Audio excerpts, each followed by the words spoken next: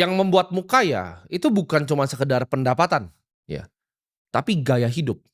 Ini kesalahan fatal yang gua lakukan. Investasi baru sekian miliar, ya, income ratusan juta, gaya hidup udah selangit. Kalau gua tahan sedikit aja waktu itu, ya. Memang pas awal-awal masih jutaan, itu gua tahan terus ya, jutaan masih tahan ya, puluhan juta masih tahan-tahan dikit. Ketika ratusan juta sampai miliar uang gua, itu gatal pertama tuh dimulai di situ.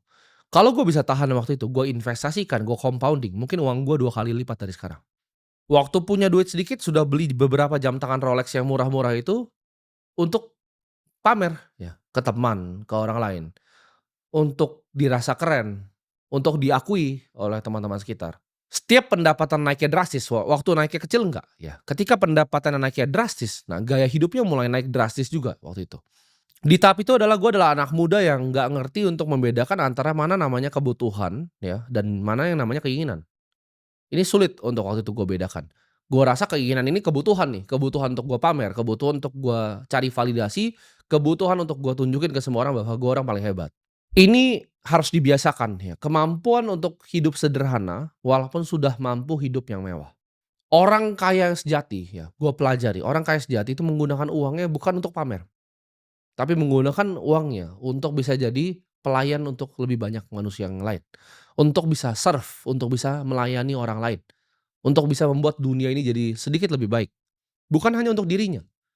Karena kalau untuk dirinya itu nggak ada habisnya. Hedonisme itu tidak ada habisnya.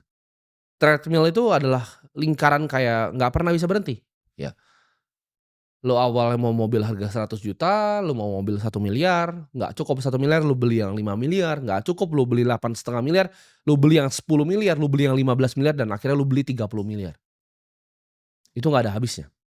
Orang kaya sebenarnya tahu fungsi uang itu lebih baik digunakan untuk orang lain dibanding untuk diri sendiri. Ingat, iri hati dan impulsif itu adalah musuh dari orang kaya, ya. Ketika sudah punya uang sedikit, akhirnya impulsif. Dan ingat ya di sini ya, hidup yang hemat itu bukan berarti lu adalah orang yang pelit, tapi justru lu adalah orang yang bijak. Jangan hanya beli barang itu untuk pamer, ya, tapi beli barang itu untuk fungsinya.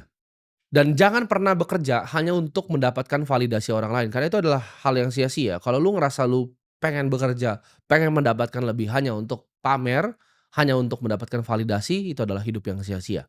Ketika lu bisa jaga gaya hidup lu sekarang ya, pendapatan lu naik, tapi gaya hidup lu jaga sekarang, itu adalah modal investasi lu untuk masa depan.